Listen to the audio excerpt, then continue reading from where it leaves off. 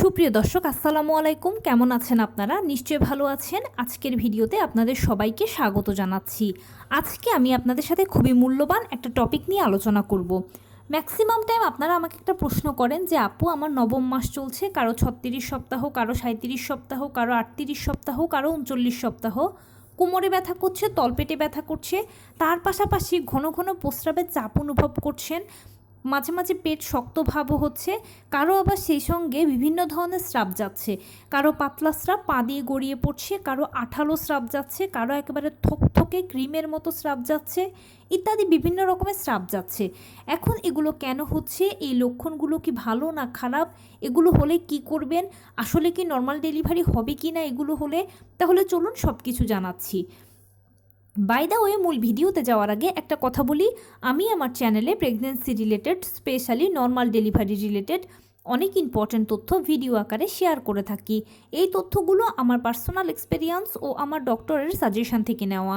তাই আমার চ্যানেলটিকে যদি একবার আপনারা ভিজিট করেন, তাহলে আপনারা আপনাদের প্রশ্নাতীত মনের অনেক প্রশ্নের উত্তর পেয়ে যেতে পারেন। আমন্ত্রণ জানাবো আমার চ্যানেলটিকে একবার ভিজিট করে দেখার জন্য। এবারে চলুন মূল আলোচনায় যাওয়া যাক। আমি শুরুতেই বলেছি আজকে আলোচনা করব, মাঝে মাঝে আপনারা অনেকে আমাকে প্রশ্ন করেন যে আপু, গর্ভাবস্থায় আমার এখন নবম মাস, কারো 36, কারো 37, কারো 38, কারো 39 সপ্তাহ চলছে, কিন্তু কোমরে তলপেটে ব্যথা তো করছেই, তার পাশাপাশি পাতলা আঠালো ক্রিমি বিভিন্ন ধরনের স্রাব যাচ্ছে, আবার মাঝে মাঝে পেট শক্ত ভাব হচ্ছে, ঘন ঘন প্রস্রাবের চাপ অনুভব করছি। এগুলো কেন হচ্ছে? কিসের লক্ষণ? এগুলো কি ভালো না খারাপ? এগুলো হলে কি করব? এবং সেই সাথে নর্মাল ডেলিভারির চান্স আছে কি না ইত্যাদি জানতে চান। আজকে সব কিছু নিয়ে আলোচনা করব। গর্ভাবস্থার দীর্ঘ 9টি মাস জুড়ে একজন মা বিভিন্ন ধরনের ভালো মন্দের মধ্য দিয়ে যান। অনেক চড়াই উতরাই পার করতে হয় একজন মাকে। যেসব মায়েরা আগে থেকে অসুস্থ থাকেন বা জটিল রোগে ভোগেন, তারা তো সাধারণ মায়েদের তুলনায় আরও বেশি কষ্ট করেন। নবম মাসটা মায়েদের জন্য কষ্টের যেন আরও পাহাড় হয়ে দাঁড়ায়। কেননা নবম মাসে যখনই পড়বেন বা 36 সপ্তাহে যখনই পা দেবেন, তখনই দেখা যায় যে সমস্যাগুলো শুধু যোগ হতে থাকে। আর যে সকল মা পূর্বেই বলে এসেছি যে বিভিন্ন ধরনের জটিল রোগে ভোগেন, তারা তো আরও বেশি কষ্ট করেন। যত সময় আগাতে থাকে বা 36 সপ্তাহের পর থেকে যত আপনি সামনের দিকে আগাতে থাকবেন, তার মধ্যে কমন যে সমস্যাগুলো দেখবেন, যেটা সবাই মোটামুটি দেখে, সেটা হচ্ছে কোমরে ব্যথা করে, তলপেটে ব্যথা করে, জরায়ুতে চাপ অনুভব করে, এছাড়া যৌনাঙ্গের দিকে ব্যথা করে, হাত পা ফুলে যায়, ঘন ঘন প্রস্রাবের চাপ হয়, বাথরুমে যাচ্ছেন হয়তো 2-1 ফোঁটা প্রস্রাব হচ্ছে, নয়তো বা হচ্ছেও না। তার পাশাপাশি মাঝে মাঝে দেখেন যে পেট শক্ত হয়, আবার নিজে নিজে ছেড়ে দেয়। সবসময় অনেকের হয় না, অনেকের আবার দেখা যায় যে বেশিরভাগই এটা হয়ে থাকে। এই ধরনের লক্ষণগুলো মোটামুটি সব মায়েরা দেখেন। কেউ সবগুলো লক্ষণই দেখেন, কেউ এর মধ্যে 2-4টি দেখেন, কিন্তু এটা থাকেই প্রতিটি মায়ের মধ্যে। এখন যখন এগুলো আপনি দেখেন, তখন আপনার মধ্যে একটা টেনশন কাজ করে, বিশেষ করে নতুন মায়েদের, যেহেতু তারা প্রথমবার এটাকে ফেস করছে, যে এই লক্ষণটা কিসের লক্ষণ।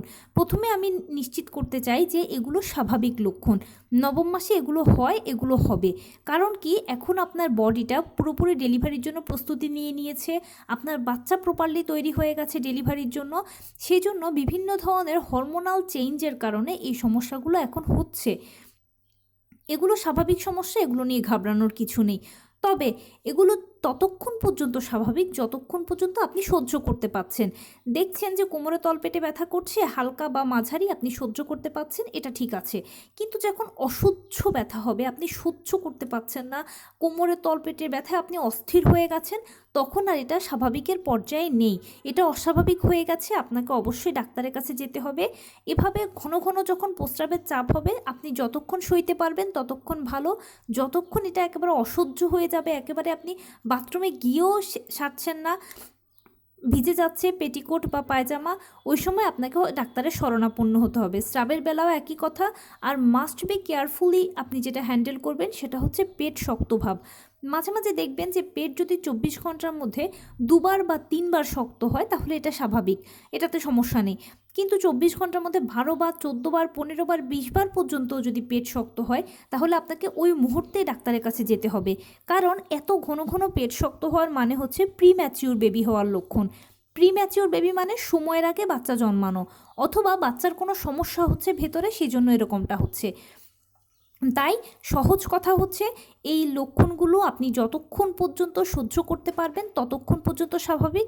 আর যখন আপনার কাছে অসহ্য লাগবে, আপনি সইতেই পারছেন না, তখন অস্বাভাবিক, তখন আপনাকে অতি দ্রুত ডাক্তারের সাথে যোগাযোগ করতে হবে। এবারে বলি, নর্মাল ডেলিভারির ক্ষেত্রে এই লক্ষণগুলো কি কোনো প্রভাব ফেলে কিনা। অবশ্যই নর্মাল ডেলিভারির সাথে এই লক্ষণগুলোর ওতপ্রোতভাবে যোগসূত্র আছে।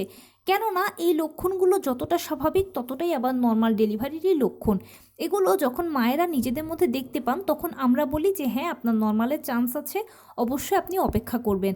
তাই যদি কোনো মা সব লক্ষণ নিজের মধ্যে দেখেন বা দু চারটিও নিজের মধ্যে দেখেন, তখন ধরে নেবেন যে ইনশাল্লাহ আপনার ডেলিভারিটা নর্মালি হতে যাবে। সেই জন্য বডিটা আগে থেকে এই ধরনের সাইনগুলো দিচ্ছে, এগুলো নর্মাল ডেলিভারির লক্ষণ। এই লক্ষণগুলো দেখলে ঘাবড়ানোর কিছু নেই, এগুলো স্বাভাবিক ব্যাপার। আর এই লক্ষণগুলোর মধ্য দিয়ে বা এই সমস্যাগুলোর মধ্য দিয়ে পথ চলতে চলতেই একটা সময় দেখবেন যে আপনার ডেলিভারি প্রক্রিয়া শুরু হয়ে গেছে। অবশ্যই জেনে রাখবেন, নর্মাল ডেলিভারি 37 থেকে 40 সপ্তাহের মধ্যেই হয়ে যায়। এবার যে কোনো সময় যে কোনো মুহূর্তে আপনার ডেলিভারি প্রক্রিয়া শুরু হতে পারে। কারো 37 সপ্তাহে শুরু হয়, কারো 38 সপ্তাহে হয়, কারো 39 সপ্তাহে হয়, কারো 40 সপ্তাহে হয়। আর নর্মাল ডেলিভারি ক্ষেত্রে আরেকটা কথা বলে রাখি, অবশ্যই আপনি 3 ধাপে 40 সপ্তাহ পর্যন্ত অপেক্ষা করবেন। প্রথম কনসিভ করার পরে আপনার ডাক্তার আপনাকে যে ইডিডি বা এক্সপেক্টেড ডেলিভারি ডেটটা দেবে, সেই ডেট অনুযায়ী কিন্তু ডেলিভারি হয়ে গেলে তো ভালো, যদি না হয় তাহলে আবার ডাক্তারের কাছে যাবেন। ডাক্তার আপনাকে এক্সট্রা 7 দিন সময় দেবে এরপরে চেক আপ করে। সেই 7 দিনের ভেতরেও ডেলিভারি হলে ভালো, না হলে আবার ডাক্তারের কাছে যাবেন। গেলে ডাক্তার চেক আপ করে আপনাকে আরও এক্সট্রা 2 দিন, 3 দিন, 5 দিন সময় দেবে। এভাবে 40 সপ্তাহ পর্যন্ত ডাক্তার অপেক্ষা করাবে, আপনিও অপেক্ষা করবেন। আর আমি আপনাদেরকে অবশ্যই জোর দিয়ে নিশ্চিত করতে চাই যে নর্মাল ডেলিভারিগুলো 97% ক্ষেত্রে 40 সপ্তাহের মধ্যেই হয়ে যায়। তাই আপনাকে এটা নিয়ে বাড়তি টেনশন করতে হবে না। আপনি শুধু এই সময়টাকে নিয়মিত হাঁটাচলা করা, টুকটাক কায়িক শ্রম করা, লো কমেট ব্যবহার করা আর পুষ্টিকর খাবার খাবেন। 12 থেকে 14 গ্লাস পানি নিয়মিত পান করবেন। ডাক্তারের দেওয়া আয়রন, ভিটামিন, ক্যালসিয়াম ওষুধগুলো নিয়মিত সেবন করবেন। আর অবশ্যই নিশ্চিত করবেন সারাদিনে আপনি যা যেরকম খাবার খাচ্ছেন সকল ভিটামিন, মিনারেলস, ক্যালসিয়ামগুলো যেন ঘুরে ফিরে আপনার মধ্যে যায়, আপনার থেকে বাচ্চা পায়। এবং ভালো মন্দ ডাক্তারের সাথে যোগাযোগ করবেন। আপনি যেই ধর্মের অনুসারী হন না কেন, বেশি বেশি করে উপরওয়ালাকে ডাকবেন। ব্যাস, এতটুকুর মাধ্যমে আপনি এই সময়টাকে পার করবেন। ধৈর্য ধরবেন, অপেক্ষা করবেন, কোনো টেনশন করবেন না। এভাবে যদি চলতে পারেন তাহলে ইনশাল্লাহ পেইন আসা নিয়ে, ডেলিভারি প্রক্রিয়া শুরু হওয়া নিয়ে আপনার কোনো টেনশন করা লাগবে না। সময় মতোই জরায়ুর মুখ খুলবে, সময় মতোই পেইন আসবে। এটার জন্য আপনাকে কিছুই করতে হবে না। মনে রাখবেন, নর্মাল ডেলিভারি একটা প্রাকৃতিক পদ্ধতি। এখানে জোর করে ডাক্তার দিয়ে টানা হ্যাচড়া করে ওষুধ খেয়ে কোনো মতেই কিছু হবে না। প্রাকৃতিকভাবেই প্রথম থেকে শেষ পর্যন্ত প্রতিটি ধাপ শুরু হয়ে শেষ হবে। আর প্রাকৃতিক জিনিসটাকে আপনি যদি এইভাবে প্রাকৃতিকভাবে হ্যান্ডেল করেন তাহলে ডেলিভারি প্রক্রিয়া শুরু হতেও দেরি হবে না। আর একবার ডেলিভারি প্রক্রিয়া শুরু হয়ে গেলে খুব দ্রুততম সময়ের ভেতরে শেষ হয়ে যাবে। তো এই ছিল আজকের ভিডিও। কেমন লাগলো বলুন। যদি ভালো লেগে থাকে ও হেল্পফুল হয়ে থাকে তাহলে প্লিজ লাইক, কমেন্ট, শেয়ার করতে একদম ভুলবেন না।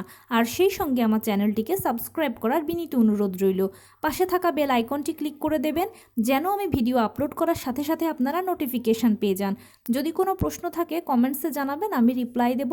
প্লাস যদি কোনো পরামর্শ থাকে যে কোন বিষয়ের উপরে ভিডিও বানালে আপনারা উপকৃত হবেন সেটাও জানাবেন। আমি আপনাদের পছন্দের সর্বোচ্চ প্রায়োরিটি দেব। ভালো থাকবেন, সুস্থ থাকবেন। আসসালামু আলাইকুম।